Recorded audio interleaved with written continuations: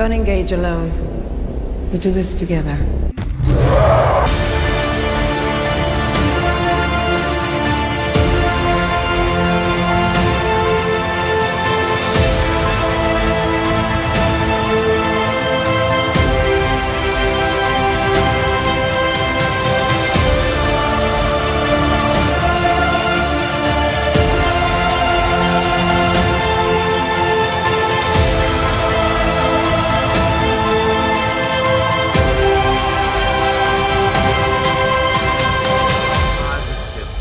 Yeah! Yeah! We got it! We got it! New 52 book. Somebody clip this one. Welcome to Superman Rewatch. I'm Jared. I'm here with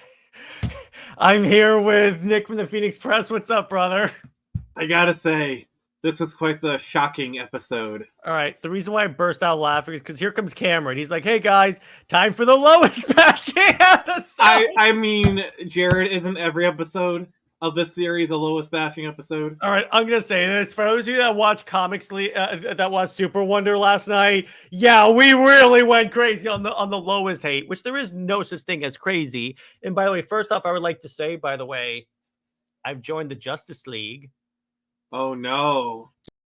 Justice League identification card, and I'm gonna institute some changes. Anyway, let's continue. Including the use of the fountain. Use of the fountain. You're quoting Batman Begins. I continue the quote.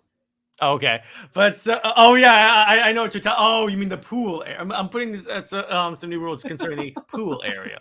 So we're gonna talk about the Livewire episode, and this was another occasion, and this was the other like obvious example of this is Batman the Animated Series, where they debut a character here. I mean the animated show, and then the character becomes in the comics, and this one's Livewire. The only difference is Livewire didn't catch on nearly as much. Yeah, it's because I can kind of understand why, because here's the thing: Batman's villains are a little more iconic than Superman's villains. Yeah, except for Lex and maybe Brainiac. I don't know. I do actually kind of like Livewire and where she fits in the Superman. I like her. I'm saying in terms of like the general audience, it's not like because Harley Quinn is like she's Harley. See, also the thing about Livewire is she is a villain that would not have been made today. Like she is very much a of her time kind of villain because like as we see in the episode, she's a shock jock. You know, think like Howard Stern kind of stuff. Well, and I love she's a shock jock. Like they knew what they were doing. Well, here's the thing: they could make her today. She would be just a YouTuber, TikToker. Well, whatever. They kind of did that with I mean, they kind of did that to like update Punchline. They made her a hot tub streamer. If I were to update Livewire, I would basically make her a drama YouTuber. Like, kind of like a Keemstar, kind of, or a Perez Hilton, like a blogger or something. Or like she's one of those culture war YouTubers. I'm just saying. Well, they're putting kryptonite in the water. they're turning all the Kryptonians. Actually, no, I'm not gonna complete that. Yeah. I was about to say. I was trying to avoid that. I was about to say if Livewire was made today, she would be a streamer. Yeah, she would be one of the people that were saying Brainiac's invasion was a hoax. Yeah, I could definitely see Livewire as like a toxic female streamer. She'd be a streamer. And there you go. So she would be the Amaranth of the DC universe, in other words. Well, I was gonna say there's plenty of people we could name. Plenty. Let's not start fires, Jim. Yeah, Livewire is a product of the 90s. Yeah, because she's a radio person. I mean, yeah, they still have radio people nowadays, but what we're doing right now is pretty much the modern radio show. Yeah, the thing is, yes, radio people do exist, but their cultural influence is nowhere near what they were even in the 90s. Nick, does this mean we're disc jockeys? Yeah, exactly. I'm just saying, if we're the radio host of today, there you go. Welcome to Comics League, where you get all the hits from from the 2010s to today. Also, Lois Lane sucks. No, but I was about to say, if I were Livewire, if I were like the Livewire character of the DC universe, my coverage in the same way that like Livewire bashed Superman would be all about Lois. See, I'm gonna tick you off a little bit in this episode. You tick me off. I gotta give some. Oh no, I never do that. I gotta give some credit to Lois. She actually did defend Superman pretty well in this episode, and she didn't show up much in the episode, so that automatically is awesome. I think for once we can suspend the anti-Lois Lane. No, we never suspend the anti-Lois. This is Comics League, Nick. This is Comics. We never suspend the anti-Lois Lane hate. Oh God. But anyway, so I like that. We also saw Bebo, who says that Superman is his favorite and he defends Superman like on the call-in show. And here's the thing. This is my problem with post-crisis Superman. There's too many damn side characters to keep track of. There's Bibbo, there's Scorn, there's the Newsboy Legion. I'm like, stop making new characters. Also, I don't know if you got the link I sent you, but the voice of Livewire is actually is a Hollywood actress. Lori Petty. I sent your IMDb. Mm-hmm. Interesting. She was in a movie that was referenced in the fan fiction version of Justice League. Oh, really? Yeah, she was the co-lead in A League of Our Own. Oh. When I saw that she was there, my mind instantly like, oh, she was in that. Why did you say that name? I earned that. You referenced Justice League by that man.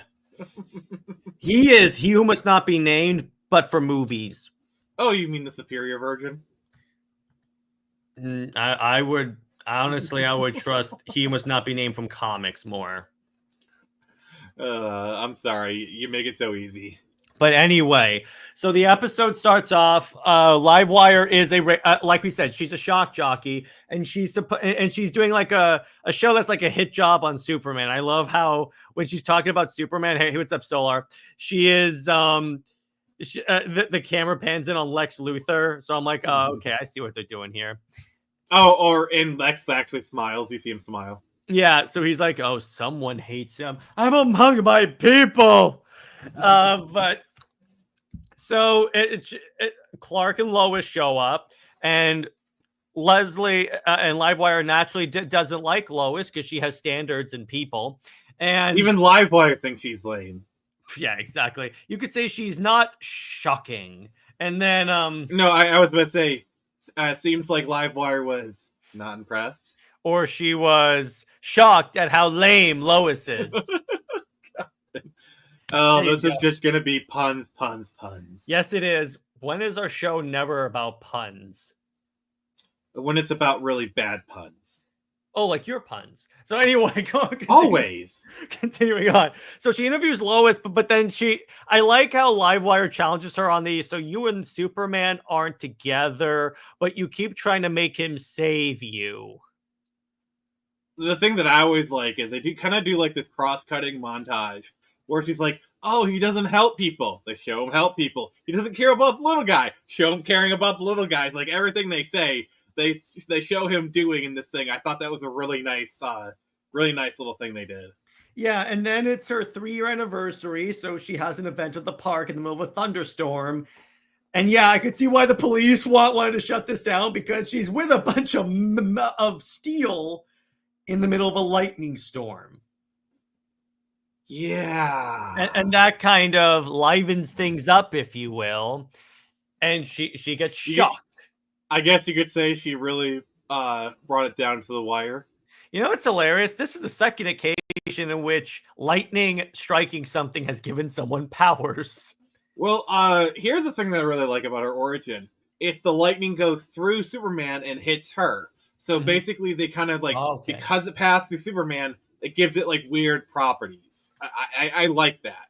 So in the DC universe, avoid lightning going through other people or other objects in the case of Barry Allen.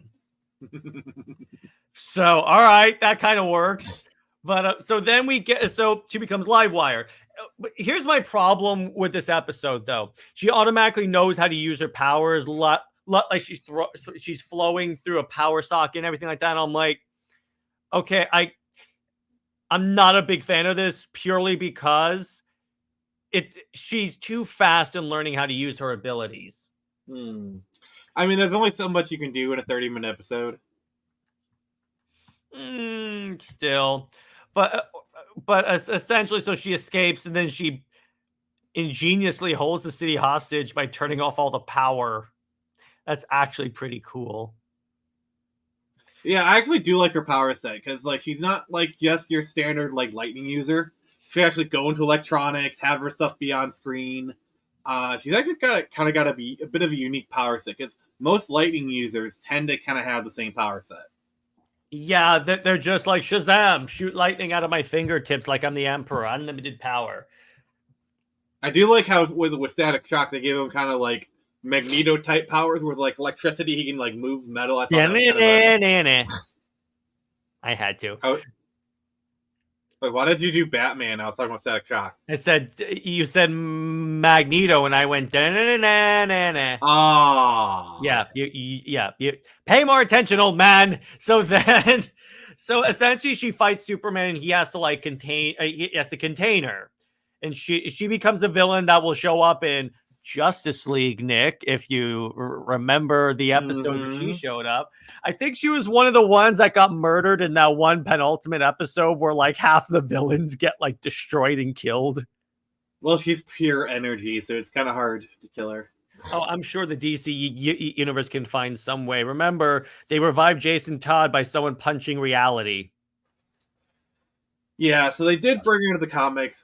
She doesn't actually make too many appearances outside of comics in this. Like they did bring her to Supergirl. I wasn't really a fan of the Supergirl version because they basically just took what they did with Superman the Animated Series and like kind of updated it, but it was not that good, honestly. They recently in the Dawn of DC relaunch, they brought her in. She was if I remember correctly, she was a love interest for Jimmy Olsen, and to contain her energy, Clark gave her the electric blue suit. What's funny is in Supergirl, the Silver Banshee was the love interest of the Toymaker, which I'm sorry, the Toymaker was the Jimmy Olsen of that series. How bad is it when you have another character who's more Jimmy Olsen than the actual Jimmy Olsen, who's actually in the show and becomes Guardian? Oh, that was so stupid. Ignoring the ginger side, I don't even care about the race band or anything like that. It's just he in no way acts like Jimmy. I like Lisa Benoist as Supergirl. I think she was perfectly cast. She was fantastic. That's one of the occasions when the CW nailed a casting. Yeah. But it's that Jimmy Olsen becoming Guardian. I guess they figured no one gives a crap about Guardian, so they're like, let's just put and they like that. Well, Guardian is like that one identity where they just give anybody Guardian. Because remember Young Justice, they did the same thing. They just like Guardian's like, all right, we have this character who's doing nothing. Okay, let's make him Guardian. Well, the other thing is like they keep trying to have like superhero love interests. It's almost like DC is slowly starting to realize that Superman being with a regular human named Lois Lane doesn't work anymore. Ha ha! And I just want to say this. In regards to like the Jimmy Olsen Guardian thing, it is so stupid in the show because he does it because he's like jealous of Supergirl about being left behind. Like, I'm sorry, Jimmy would not be like that. No. Yeah, exactly. Again, Nick, the entire show is stupid after a certain point. That is not Jimmy. It is in no way Jimmy.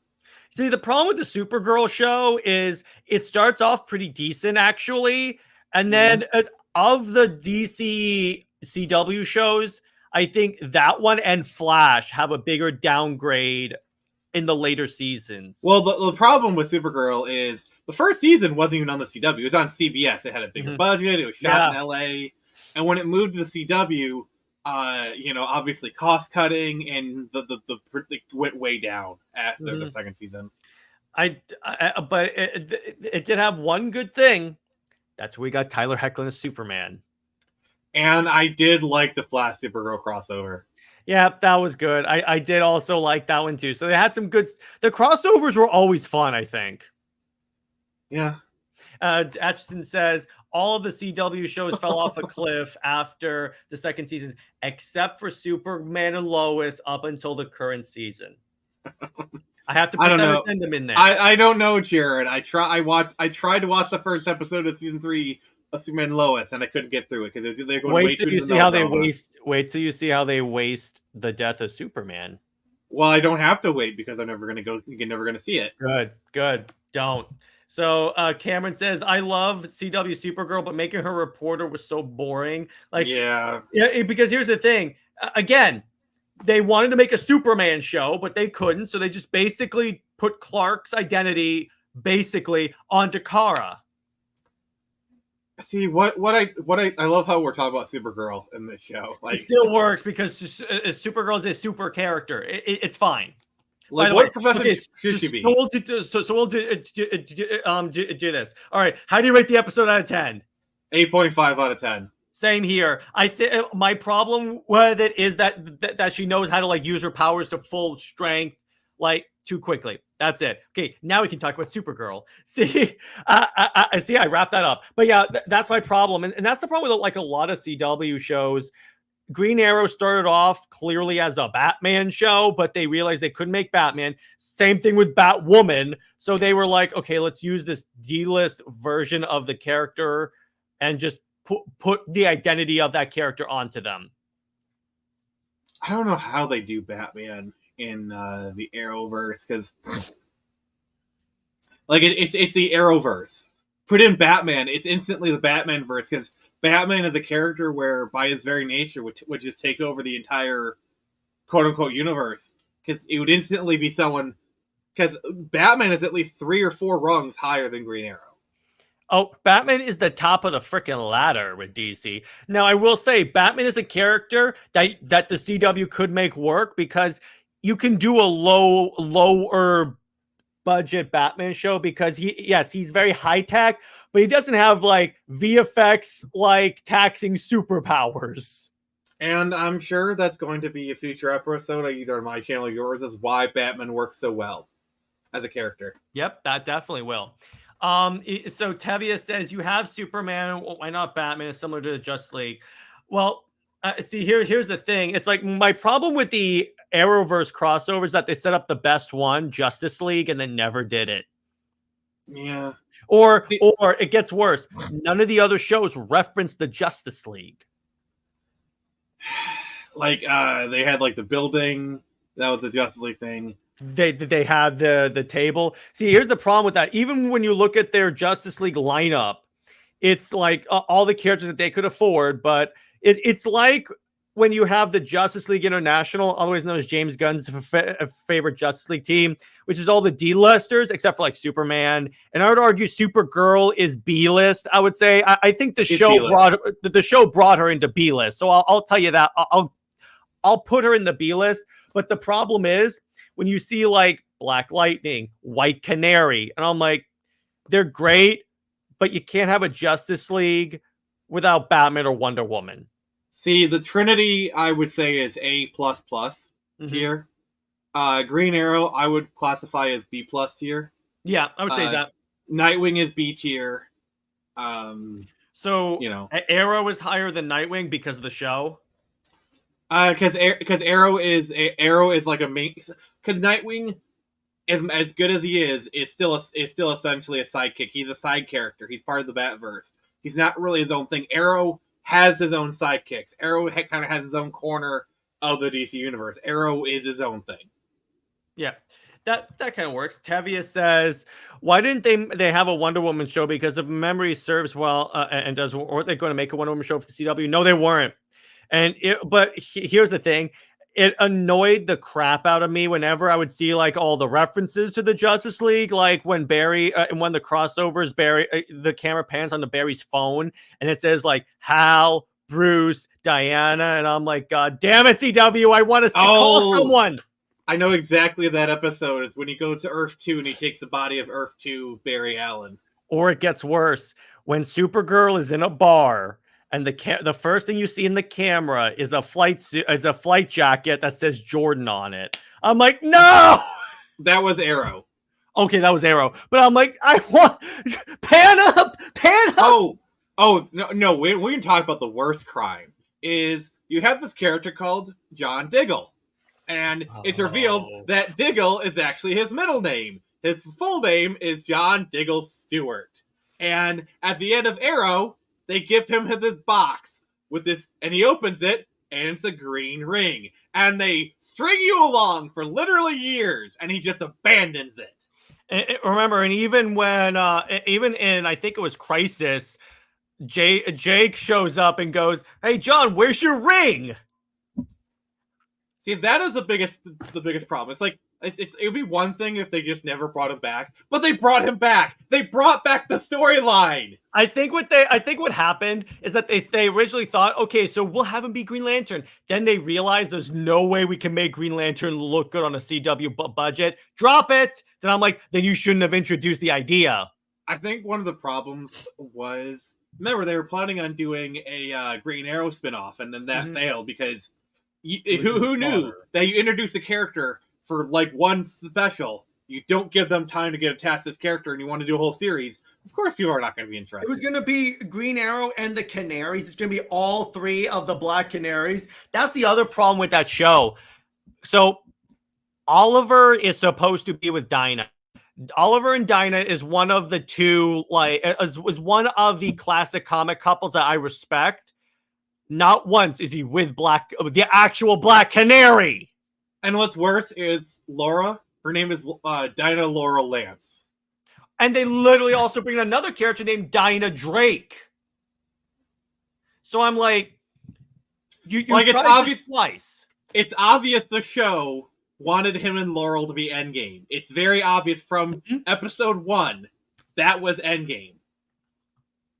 Yeah.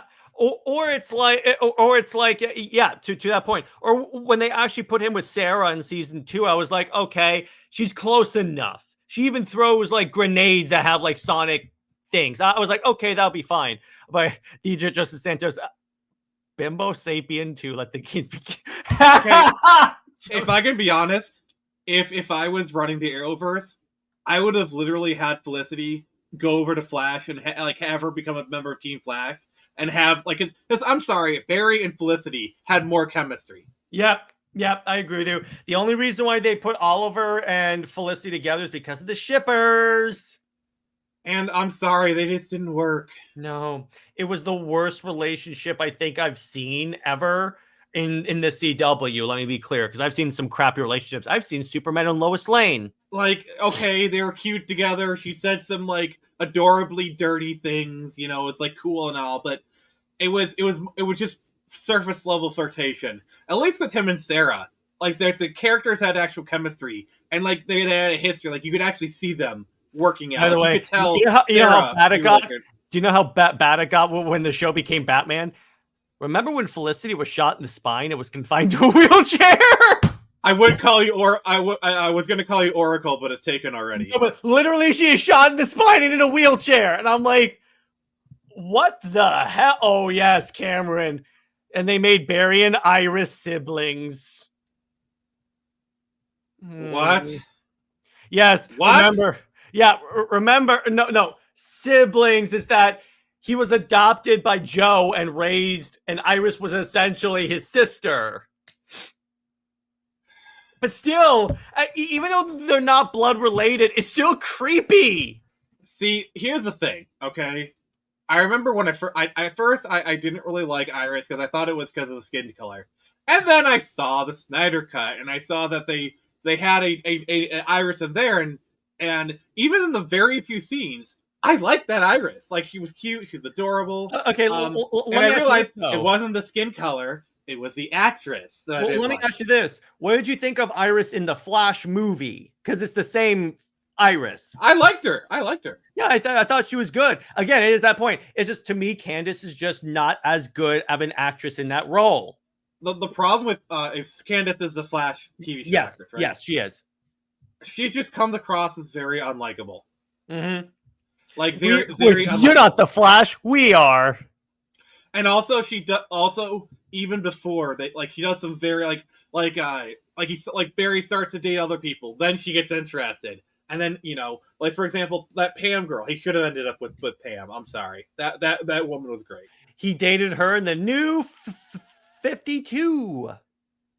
But it's very clear that he could have handled becoming a member of Team Flash. It's just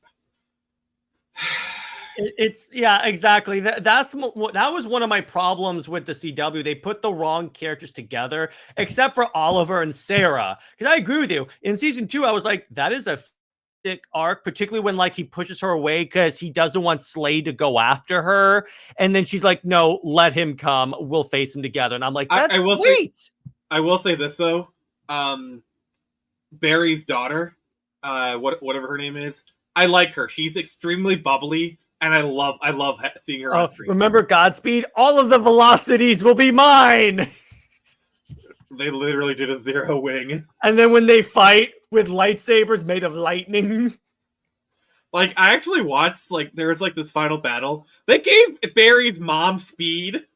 Yes, they did. No, his mom was the embodiment of the actual Speed Force. That's what they did. And they didn't actually go fast. They just had lightning powers, snap, Yeah. I saw that battle. It was so bad. I'm like, what the living? Yeah, see, that's the problem. The shows went really downhill. Well, how about when they gave in the show called The Flash? Because here's the problem. They had too much of a supporting cast in that thing, and every character had to get their own episode in a show called The Flash. Oh, and Cameron says, let's not even talk about Red Death. Actually, you know what? Let's talk about Red Death. So here's the actual story of Red Death from the comic. So Red Death is in Dark Knight's Metal. It's a dark multiverse version of Batman. What this one does, the entire Bat family is murdered by supervillains. Let's say that. So, okay.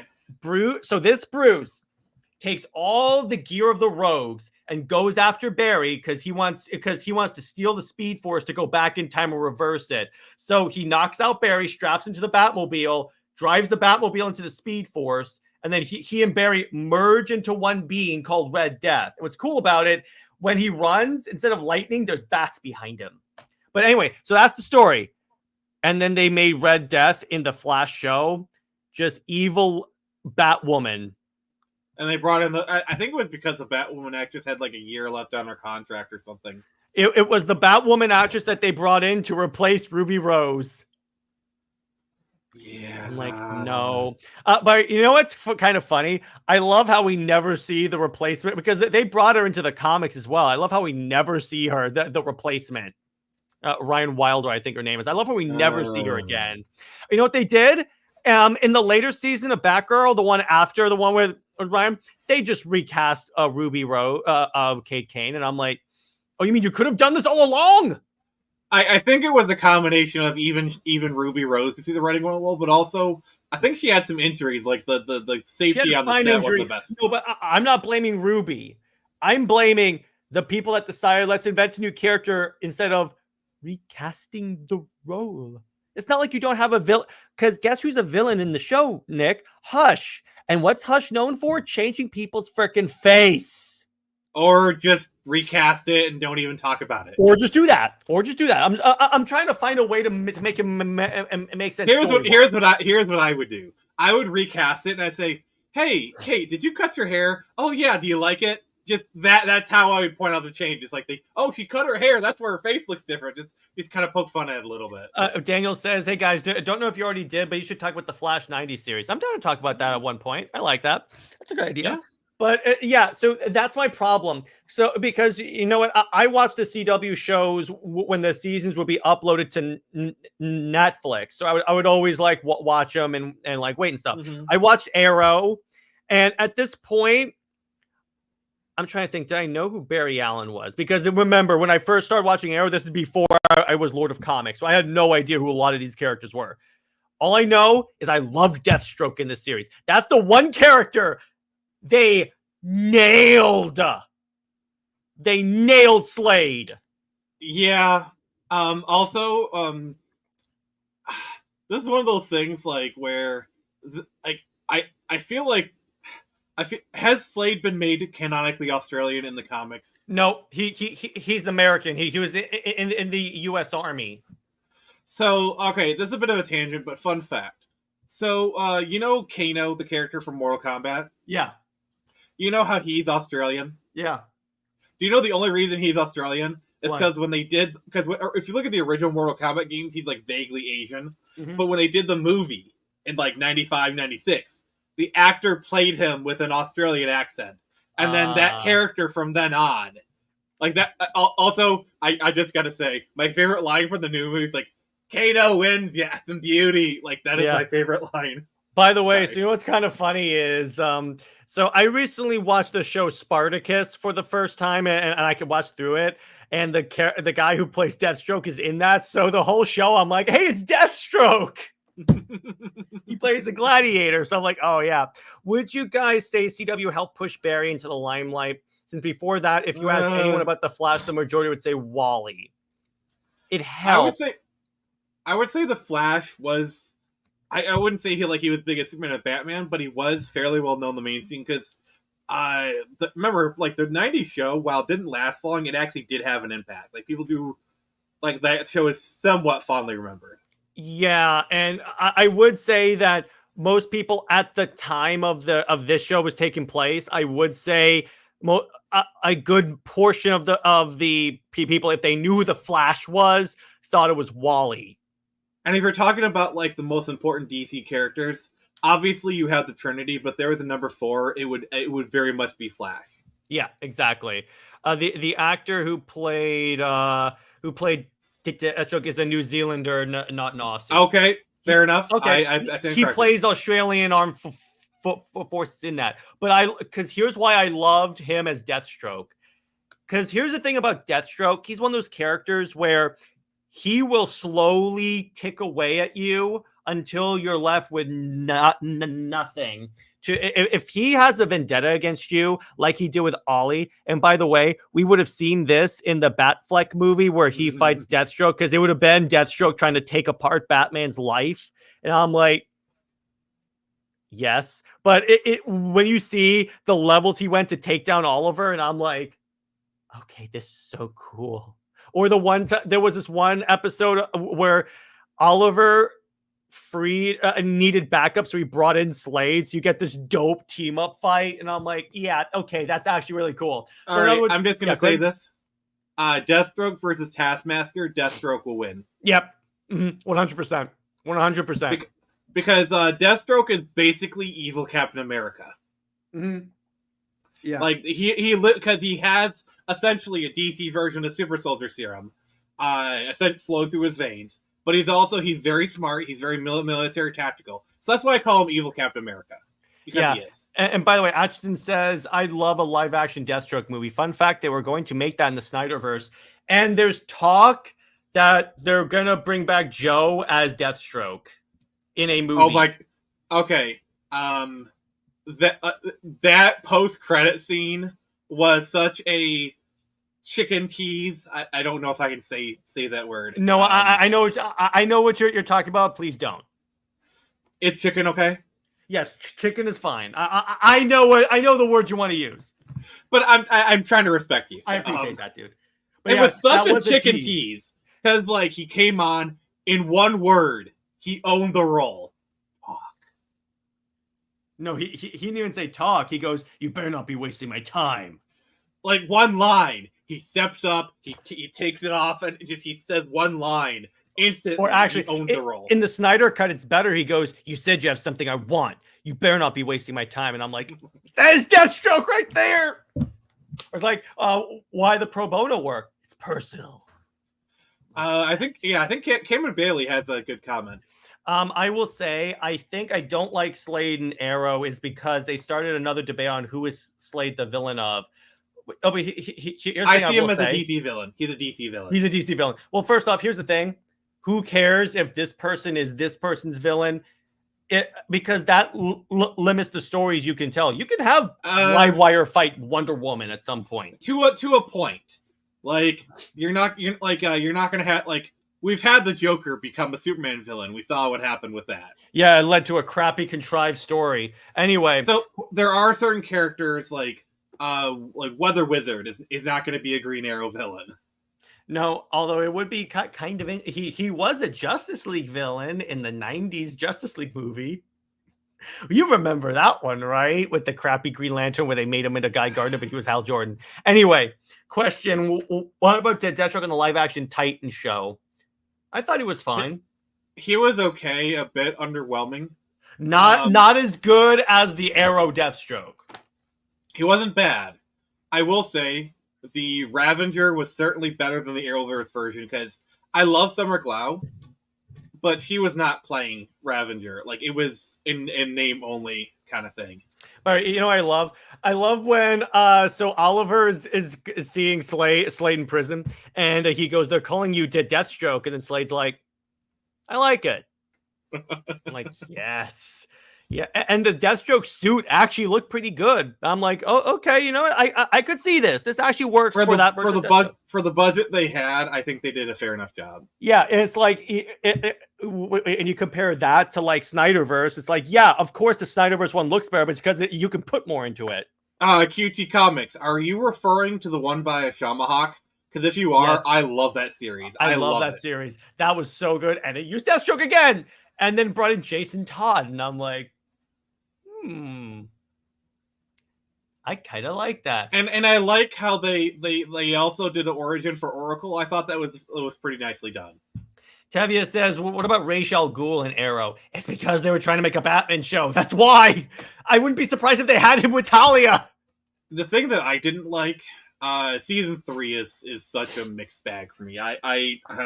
Season 3 and beyond is just, I didn't like, and actually Comic Historian, when he was talking about these shows, he said the problem with them is that they started to try and form their own Justice Leagues.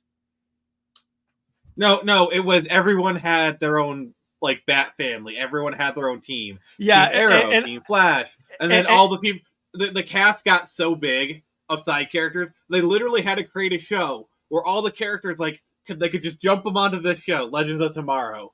Which was great, by the way. I love that show. But it was a jumping ground for all the side characters that they couldn't use. Opinions on the Deathstroke animated movie, please. We will review that for Comics League movie night. Yes, they did make a Deathstroke animated movie, and it's rated R, and it's so good. So good. And yes, we got Talia on Arrow.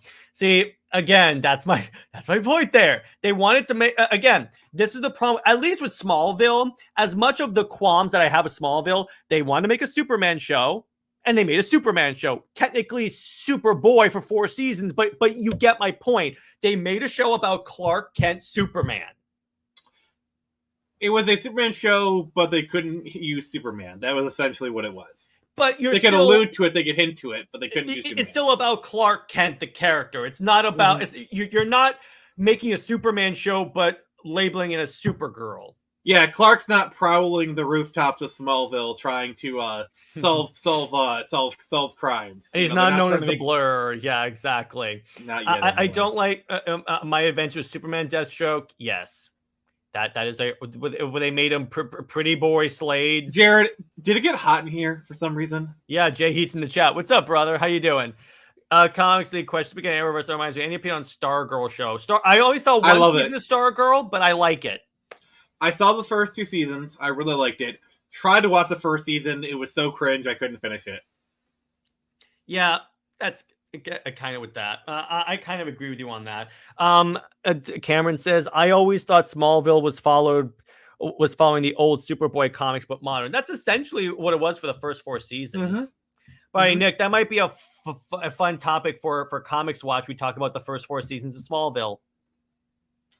I'd rather do it on rewatch, like a rewatch thing, but we can discuss it. We can. We can discuss that. But yeah, it's and again, I brought up my qualms with Smallville introducing Clark, all these D-listers like Booster Gold, but not even referencing Bruce Wayne. Arrow referenced Bruce Wayne many times. Supergirl referenced Batman. I've said this before. They were under the bat embargo. They wanted to have an episode with like a young Bruce Wayne, which, by the way, that has happened in the comics. So it's it could work. or at least reference Diana. Like say, hey, there's this Amazon in DC. Well, there's that one episode where they put Erica Duras in the Xeno the Warrior Princess suit. It doesn't count. Let's get Deathstroke to assassinate Lois Lane. That would turn him. That would turn him straight into a superhero. He killed arguably the most cringe character in DC Comics, and it wouldn't be hard because she has powers now. She flies now. Yes, she flies now. It's that the sad part is that I love Dan Mora's art, but it's just like it's Lois with superpowers. So Jared, before the stream, I actually hopped into my time machine and I went about 10 years in the future. Apparently, you wrote a Marvel DC crossover, so like the realities actually merged, and apparently Lois met Paul, and they got married for some reason, and when they started to separate, Lois actually jumped into the portal to the Marvel universe. In fact, DC actually sold the rights to Lois Lane to Marvel. So now Lois is now a Marvel character and she's married to Paul of the Marvel universe. Why did you do that? That is an interesting idea. You two characters united in evil. No, but we all know that Lois's true love is Steve Trevor, united in irrelevancy. QT Comics, you read the issue where Clark became Bruce and Humble's Deathstroke? Yeah. Okay, so there was an issue. This was in American Alien. I'm going to describe this. So Clark falls into onto a cruise ship, essentially, that's celebrating Bruce Wayne's birthday, and everyone's too drunk to realize he's not Bruce Wayne. So, and this is where he also sleeps with Barbara Minerva, and I'm like, what? But anyway, he gets up. Deathstroke attacks him because he's hired to kill Bruce Wayne. Deathstroke tries to slash him with a sword, and the sword breaks, and he's like, what the hell? And then Clark just throws him off the ship. I hope we eventually cover BTAS, because I really want to cover the episode where Superman becomes Batman, and he like basically humbles Bane. Yeah, I would love that. Yeah, Superman American Alien is actually a really good story. I like that. But it's like, why is he sleeping with Cheetah? Pre-Cheetah. Oh, I have a proposal. Marvel, take Lois and they give DC spawns Angela. Ooh, DC gets Angela. Never happened, but Daniel, I see where you're going. Private chat. I see where you're going with that. Thank you for saying that in private chat, but that's a good joke. God damn it. Well done, sir. For those who don't know, sometimes I have jokes that are a little bit too spicy for the air. In order to get out of my system, I put it in private chat. So that works. I'm fine with that. Go ahead and do that. But yeah. But that would be, how about it would be interesting if Angela ended up at DC. Like she's an Amazon. No. She's a female Fury. Okay, that's way better. That is way better. Jeez. She's like the Super Fury that Darkseid has been keeping locked up in Apocalypse. Oh God. Imagine Witchblade joins the Justice League and she goes on to fight like the female Furies. Witchblade becomes a female Fury. Yes. We already saw the Witchblade on Wonder Woman, and it was glorious. I'm like, because when they did a Witchblade JLA crossover, you know they're like, okay, we have to do this. There's no way we can't not put the Witchblade on Wonder Woman. I kind of want to see the Witchblade on Starfire. Of course you do. I know why. But speaking of Angela, oh God, I'm blushing. Why did they get rid of her from Spawn Comics to Marvel Comics? It's because I got this. Yeah, go ahead, brother. All right, so basically, Todd had Neil Gaiman write for Spawn, and then Neil Gaiman created the characters Angela and Medieval Spawn, and then after a while, Neil Gaiman actually sued. I guess there was like some conflict, and Neil Gaiman, being kind of the butthole he is, sued Image and got the rights to Angela and Medieval Spawn. And after that was over, as a final FU, he sold them to Marvel. Because he knows that Todd hated Marvel. But just imagine the Witchblade wearing a Red Lantern ring. Yes. She's like, please. There you go, Daniel. That's awesome. That's a Here's fantastic- I said this before, and I think it was like Comic Storian video or whatever, a comic explain. I sometimes lead together Hulk with a Red Lantern ring. I want to see that story.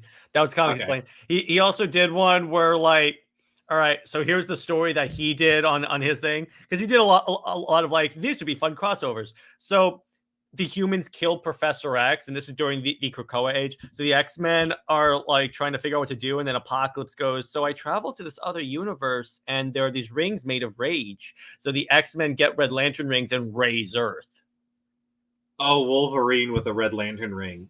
That was another one as well. There was Galactus gets an Orange Lantern ring.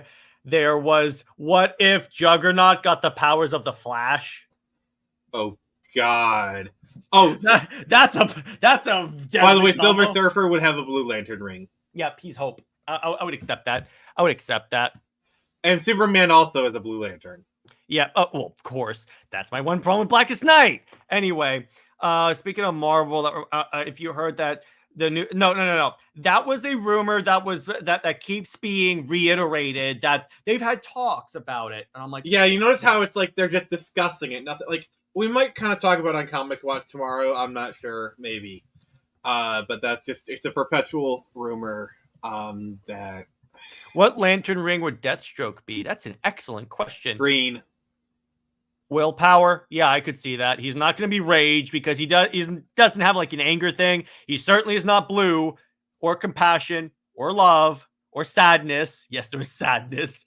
Yeah, I got to say Green. Green works. Deadpool, Orange. Okay. Or no, he has all of the Lantern rings. And watch, here's what they do in the movie. They have Deadpool without his mask on doing this, like that cover of Hal Jordan with all the Green Lantern rings. And he goes, oh, now my super suit is every color and animated. Because Ryan Reynolds also played Hal Jordan, so that also works.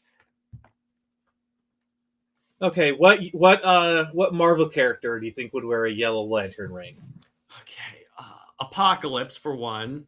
Mr. Fear. Doctor Doom. Mr. Fear, come on, it's literally in his name. Of course. Doctor Doom. Daredevil? No, because he's overcoming fear. He would be a Green Lantern. Okay. Because if he's known as the man without fear, if you're talking about which Avenger would be a Red Lantern, probably Captain Marvel, because she's angry that no one takes her seriously. Elektra is a Black Lantern. If you know your Elektra, you know what I'm talking about. Yeah, there you go. And she's in the Elektra outfit, but it's all black. Also, Thanos is black. And he's like, hey, no. That's the ring that he uses to propose to Mistress Death. Oh, God, yes. And yes, Tavia, Wolverine would definitely have a Red Lantern ring. Cap is blue. Okay. So is Spider-Man. I think Spider-Man would be blue. No, Spider-Man is green because he's willpower. Okay, I could see that. How about Iron Man? Green. Will. Orange. Greed. Okay. Yeah, I can see that. Tavia says Black Widow. What would Spider-Man be? We already said that. Black Widow. Probably yellow. Either yellow or Compassion. I was about to say Indigo Tribe, probably. So that'd be Compassion, I would say. Yeah, let's do. Who would be White Lantern for life? That's a good question. Barry, this is a fantastic conversation. I'm trying to think who would be a White Lantern ring for this. Professor Xavier. Okay, I can kind of see that. What one would Emma Frost be? I'm thinking yellow. Star Sapphire, because you imagine hot Emma Frost in the Star Sapphire outfit. Ooh, okay. Which one would you say? Jean Grey, I think, is Red Lantern, particularly with the Phoenix press. I had to. Okay, you know what? I'm gonna play it.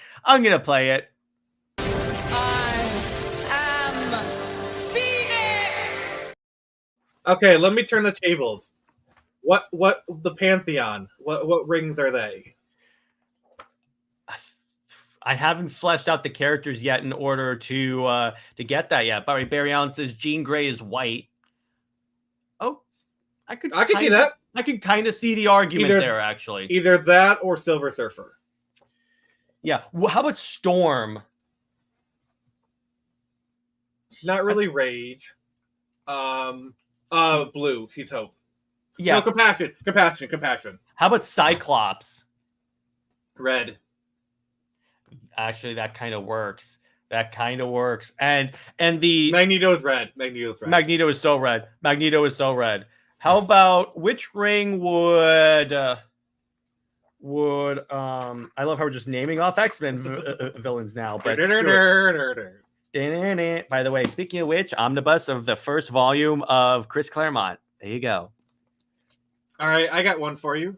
What would Mary Jane be? Oh, Compassion. Definitely Compassion. How about Felicia Hardy? At first, I was going to say yellow, but but because here's what you have to understand: the yellow rings are by beings that instill fear. It's not overcoming fear. Yeah, and Felicia doesn't really overcome fear. She doesn't really inspire hope. It's a pickle. Maybe love, because how much she loves Peter. Until Peter takes off the mask and then she pukes. Actually, no. In the recent Spider-Man run by Zeb Wells, yes, I'm going to reference that travesty. They did have it where, like, she likes Peter as well. I think the reason she puked is because Peter was so young. I think, kind of thing. That was Ultimate Spider-Man. Okay. Because remember, he was like high school age and she was like an adult, so I could see why she had that issue. Yeah. You see the oath for the Brown Lanterns. Oh, is that the Lois Lane one? That's the Lois Lane Steve Trevor Corps. Okay. But let me ask you this. What Lantern Corps do you think... Let's see, what's another good Marvel character to put with a lantern ring? Which one would you say Thor? I would say maybe green. Okay, willpower. I kind of see that. Odin is orange. How about Clint Barton? Yellow. Oh, no, he instills fear? Yes. No, he doesn't. I don't know. This isn't him as Ronin. Okay, no, I have a really tough one. The Squadron Supreme. So I think Hyperion would be blue. Power Princess would be the Star Sapphires. MODOK. That's a good one, QT Comics. MODOK. Orange. Okay. How about... Kingpin is Kingpin is yellow. Kingpin is yellow. Yeah, he definitely instills fear for sure. Bullseye is yellow as well. Okay, I can see that. Basically, Rogue as a Green Lantern. Mm-hmm. Ooh. Yeah, because Rogue has to have a lot of willpower for her power. Yeah, I'm gonna give you that. Either that or Star Sapphire, because she still loves people. Here, I got one for you. Gambit is Indigo Tribe. Okay, yeah, that kind of works. Compassion. And the staff works. They all have staffs. So there you go. And or he is the only male Star Sapphire. They started trying to do that in the comics, but they dropped that real fast. Yeah. But if anyone would be a Star Sapphire, it'd be Gambit. Yeah, he's like in the costume and everything like that. I mean, one of his powers is literally sexiness. So yeah. Blade as a Green Lantern. I think he's more he's yellow because he instills fear into the vampires. Okay, I would give you that. Blade is very much yellow. How about Ms. Marvel Kamala Khan? Oh, Hope. Yep, I would say that. She's cool. How about Spider-Boy, Spider-Man's sidekick invented by Dan Slott? I'm only kidding. Okay. Let's Venom. Red Lantern. Can you imagine? He opens his mouth and just spurts out the red. Yeah. Miles. What do you say, Miles? You could make an argument for green. Yeah. Green or Hope, I would say. Ghost Spider is love. She is Star Sapphire. She is Star Sapphire 110%. By the way, can I show you a little system that's kind of interesting? You know, people Uncle say Ben is a Blue Lantern. Uncle Ben and Aunt May are Blue Lanterns. Uncle Ben as a White Lantern of life. Oh, Peter's gonna have to go like, oh great, I just got done with therapy. Now I need even more therapy. Or he comes back as a Black Lantern. Oh great, now I'm gonna have to pay double the therapy. And then he has to murder Uncle Ben. He becomes now the guy. I'm gonna need 3 times the therapy. Yeah, exactly. By the way, I want to show you this. So this is an interesting little image. So remember how that Zach does not read comics? Yeah. Look at the parallel in these images. Isn't there like an Instagram account dedicated to showcasing all the frames that Zach copied from the comics? Or like stuff that he clearly took inspiration from? Yeah. Spider-Man 2099 is a Blue Lantern. I don't know enough about Spider-Man 2099 to make that determination. I only know him from the movies, so that's all I can comment on. Oh, Jared, I got one for you. Batman Beyond. Okay, as a lantern, that's a good question. I haven't seen that much of the show, so I'm going off of my existing knowledge of Terry. Compassion. I think he's Compassion. Okay. How about... Ra's al Ghul is yellow. Okay, I can give you that. That works. Talia. What's Talia?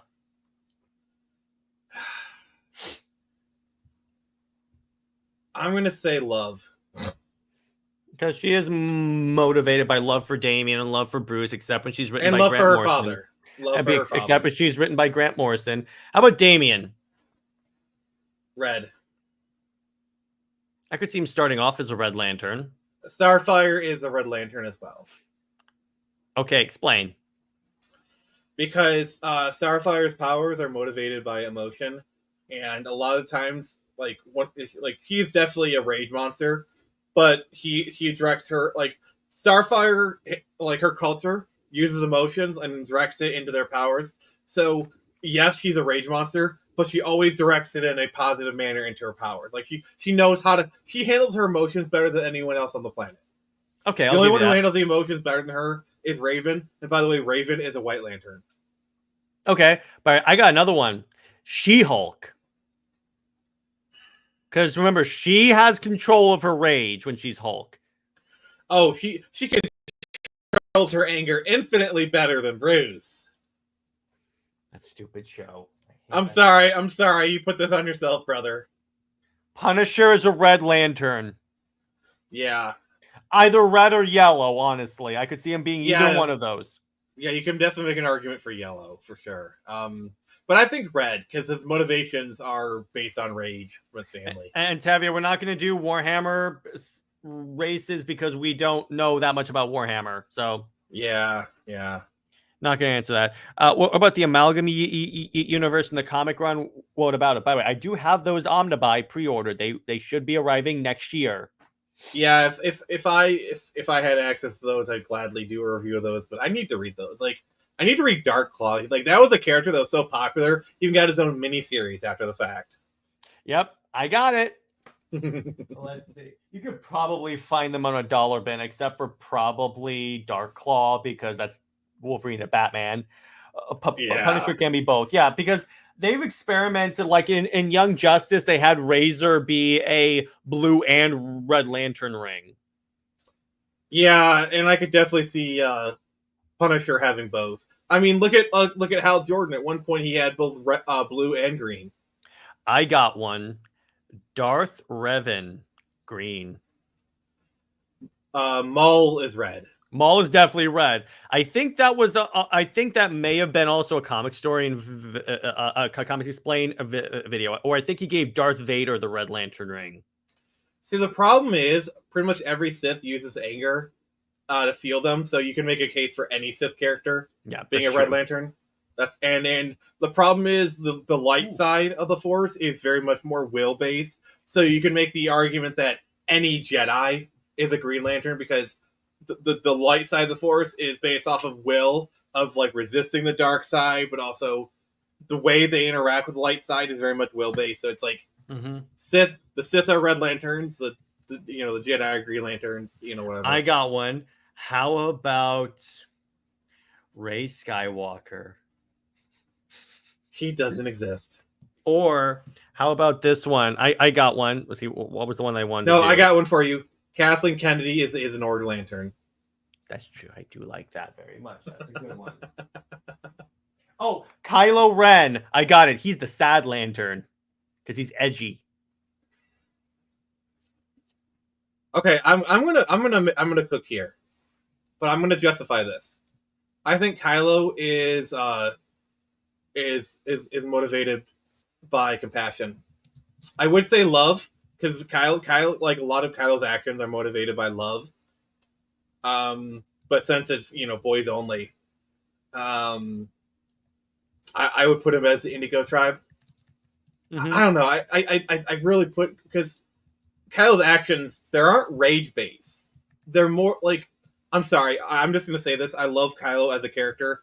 Kylo is a character that they did not go in far enough with character. He's a very fascinating character to explore from a meta perspective.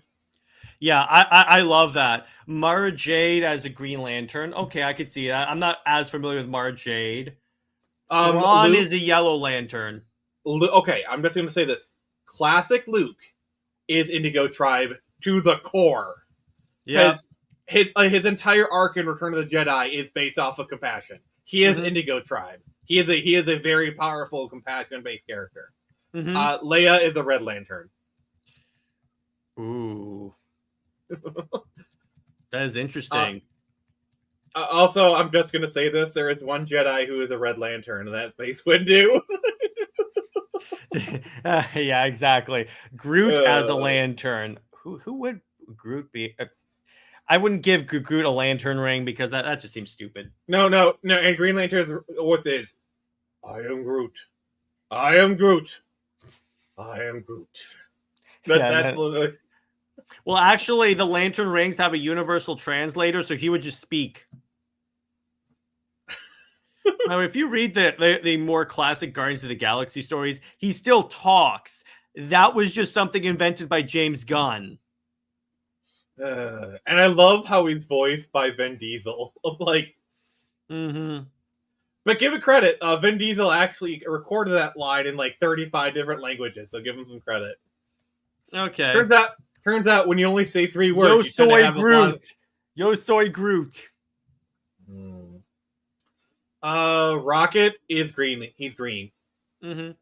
Or maybe a little bit of Drax is red. Yeah. Gamora is yellow. Yeah, because she definitely inspires fear. I'll give you that. She is the sword woman. Nebula is red. Okay. Yondu. Indigo. Or orange. Pirate. He may have been your father, but he wasn't your daddy. I got one. Captain Jack Sparrow. Avarice. Orange. I mean, he's greedy, but then he's not greedy. I don't know. He's complicated. Maybe he's orange and green. I got one for you. Mira. Well, she was red because they gave the ring to because that was Blackest Night. Okay, I'm just going to leave it at that because of our agreement. So yeah, that works. But the stupid part about they did a tie-in for Wonder Woman in Blackest Night, and the stupid part about it is that Greg Rucka tried to make it where like Diana was fantasizing about Batman the entire time, and because Greg Rucka was constantly trying to either make Wonder Woman bisexual or make her go with Batman, and I'm like, that's stupid. And yes, Nick, I see that. That's hilarious. But QT Comics, that just seems a bit unnecessary. Like, if you want to give Batman a vibranium suit, then we're cooking. Batman would have a vibranium suit. Let's face it. Yeah. Neo has a Green Lantern. No, Neo is Hope. He is Hope. Neo is all of the rings. He is the one. He is the one that could use all the rings. He's like Lobo, because Lobo used all the rings. Also, I guarantee you, if Batman was in the Marvel Universe, he would have a vibranium sword. He would have adamantium. He would have vibranium armor. No, he would have an adamantium sword for facing Wolverine. Like, you know what he would do? Remember that silver samurai suit in The Wolverine? He would reverse engineer that and just slap a bat logo on it. Does it come in black? No. Imagine like adamantium batarangs. Yes. And because he's like, hey, Wolverine, I could kill you. You're just going to come back to life. Let's do this. Because here's the thing. Adamantium is very hard to obtain. But this is Batman we're talking about. Batman existed in the Marvel Universe. You'll find it because he's Batman. But by the way, Karen, Master Chief, I'm thinking red, blue, green. No, Master Cheeks would be the 1-star sapphire. No, but video game Master Chief is green. Green or blue because of the hope he inspires in his fellow soldiers. Okay. Kratos is red. Kratos is so red. Oh my gosh, yes. There's a scene of him smacking a dude's head in with a door. Wasn't there a QTE thing in that game where it's just an orgy and it's a QTE event? That's in God of War 2. Mm-hmm. Yeah. How about, let's see, what's another good character that we can give a lantern ring to? Okay, let me ask you this. What lantern ring would Catwoman have? Love. Okay. I think Huntress would get red. Red or yellow? Black Canary gets green. Red Hood gets yellow. Red Hood gets red. Why not? Or yellow. I could see that. Which one would Harley Quinn get? Orange. Nah, she's not really that greedy. That's the thing. Sapphire, maybe, because she is motivated by love. I don't know. I would say so. Which one? Oh, I got one for you. Sonic the Hedgehog. Blue Lantern. Hope. Yeah. Knuckles is red. Tails is compassion. Shadow is certainly red. So that would mean Keanu Reeves, John Wick. So that means John Wick is by extension a Red Lantern. No, John Wick is yellow. Because, like, I'm sorry, but John Wick is definitely yellow. Like, okay. Because, like, people, like, crap their pants at the mere meant, like, John Wick is coming. Oh, like he is. Or like where they were just going, oh, yeah, I'll give you that. Canary was a Green Lantern. Oh, yes. And Deceased. Volume 1 Deceased. So what happens is, so Nick, are you familiar with the concept of Deceased? No. All right. So what happens in the storyline? It's basically DC was trying to make their Marvel zombies. Okay. So what they did was they made a story where, okay, Darkseid kidnaps Cyborg, because inside Cyborg is like the key to the anti-life equation. So as he's like extracting it, he tries to merge himself with it and corrupts it and forms it into like an anti-life virus that spreads through the internet. So in other words, if you look at a screen, you are infected. And you start to like scratch your face and stuff. So what happens is Hal Jordan, Oliver Queen, and Dinah are camping. And Hal goes to look at his phone. He gets infected, and Canary kills them by screaming in his ear. And then the ring comes to her, and she becomes Green Canary. And actually, I'm gonna pull up a picture because it is honestly, legitimately a really cool design. She still has her jacket, and then when they forge a kryptonite sword, it becomes her thing. Okay. Hang on, I'm trying to pull it up. It was honestly really, really cool, and it's the one version of Wonder Bat I will accept because it's Damian Wayne and Cassie Sandsmark. Spawn, I think, would be Red Lantern. Here, red or yellow. Okay. Here's this. So I'm trying to find a better image. Okay, here we go. Okay. Yeah, it was honestly really cool. And so at the end of Volume 1, the Green Lantern Corps finally shows up. So Guy Gardner was like, I leave Earth for a week and it all goes to hell. There was this one great moment, Nick. You will love this. So Batman dies. And they're going through his contingency plans, and it turns out he didn't have one for Oliver because he didn't consider Oliver Queen that much of a threat. So their plan is to abandon Earth. So they bring everyone to Themyscira, where they're going to launch the arcs. So Aquaman is infected, and he summons a Kraken. He literally releases the Kraken. All of a sudden, an arrow flies through all this, hits Aquaman in the eye, kills him, and severs his connection to the Kraken. And he goes, "No threat, huh? F you, Batman." So I guess you could say Oliver took that personally. Yes, exactly. Actually, I'll pull up the image because it is so cool. I may do a discussion at one point this week for Deceased, because it's one of those things where you can't like leave that out for a Halloween discussion. Mm-hmm. Deceased. It is the first volume of it, has it, because it's one of those stories where they do a cool Elseworlds, and actually, it's written by Tom Taylor, and this is why it's good when Tom Taylor writes Elseworlds. He can kill whoever he wants. They did a storyline with Deathstroke where he keeps getting infected, but because he has a healing factor, it keeps reversing the infection. Deceased. Okay, here we go. What core would Conan the Barbarian and Red Sonja? Red Sonja gets rage. Conan gets, I'd say, green. Okay. And Red Sonja is essentially the character in the bikini. Either that or Star Sapphire. So the Star Sapphire outfit is in a bikini. I'm trying to find Deceased, but for some reason the search bar in DC Online is not working. All right, I got one for you. What Lantern Corps would Cara Dune be? Green. Okay. How about you? What do you think? Yeah. Mando is Indigo Tribe. Yep, Compassion, because Compassion. Which one is Grogu? Grogu is all of them. Grogu is the one hope that Star Wars had. Bo-Katan. I gotta say Rage would kind of work for her. I mean, she's not really Rage. I don't think I mean, if we have to assign a ring, I'll give her red. But let's be honest, the Red Lantern ring would never attach herself to her.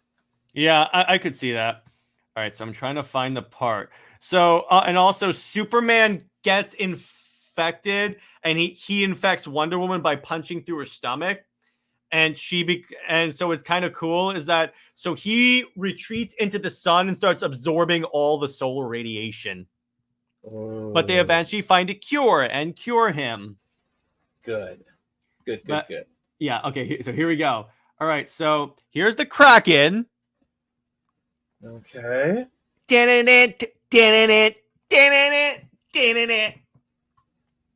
Oh, wow. And see, there's Aquaman. It goes through his eye. The arrow goes through his eye, and he goes, and Batman didn't think I could be dangerous. Just fired an arrow half a mile through raging winds into the brain of an undead king of the sea while he was controlling the damn Kraken. F you, Batman. And this is why I say when like they do Hawkeye versus Green Arrow would win. Yeah, I can't see Hawkeye doing that, but yes. Like, okay, Hawkeye may have better tech, but Green Arrow has much better marksman feats. Ooh, Daniel has a great one. The Fellowship of the Ring. That's a pun right there, too. That's a good one, Daniel. Aragorn gets green. Gimli. What does Gimli get? Frodo is blue. Okay, Frodo's blue. How about Samwise Gamgee? Indigo Tribe. I mean, come on. Okay. Merry and Pippin are orange lanterns because they're always eating. They always want food. I'd say green. How about Gandalf? Boromir is okay. It's to instill fear. Boromir is orange. Yes, I was about to say you got to make him orange. I say Gandalf is a white lantern, so he's still Gandalf the White. I'll take it. I will take it. Gollum is an orange lantern. Oh God, yes. Oh, Legolas. God. What's Legolas? He's an elf. Well, what core is he? I know he's an elf. Arwen is Star Sapphire. Yep, I would give you that. How about? Let me see.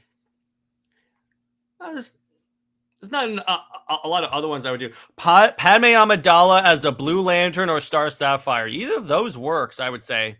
I think Padme is either Star Sapphire or Indigo Tribe. Okay, Compassion. I could see that. Anakin Skywalker, I think, is one of those occasions where he's a Red and Blue Lantern. Or Red and, I would say, Compassion, maybe. Okay. He would definitely be the two lanterns, in other words. Okay. Avatar: The Last Airbender. Okay, what would Ong be? I mean, he's blue. He's very much a Blue Lantern. How about Eero? I'm making Nick pissed. I mean, Eero's Indigo Tribe as well. He's, Compassion is a thing. Katara. This is so good. Thank you, QT Comics. Katara and Toph are Red Lanterns, especially Katara. All right. Let's see. Azula is a Red Lantern. Zuko is green.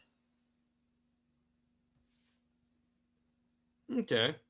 Especially towards the end of the series, because he overcomes great fear. And honestly, to hunt the Avatar, it requires a lot of willpower. So I think Zuko is a Green Lantern. Yeah, I would say so. Even though the Green Lantern ring itself does not allow you to kill, so they could roll with that, I would say. Or like it does now. I don't remember exactly how they did that, but I think that's a good place. Ozai is yellow. Okay, so I think we're gonna leave it at that, and yeah. So Nick, why don't you tell the fine people at home what you got coming out on your channel and where can we find you? All right, so tomorrow I'll be doing Comics Watch with this very old gentleman to my side. That's the right pot. Here's your kettle to call black. I have many pots. And I have some pans, too. No, we're talking about, like, Batman and his history with horror and asking, is Batman a horror comic?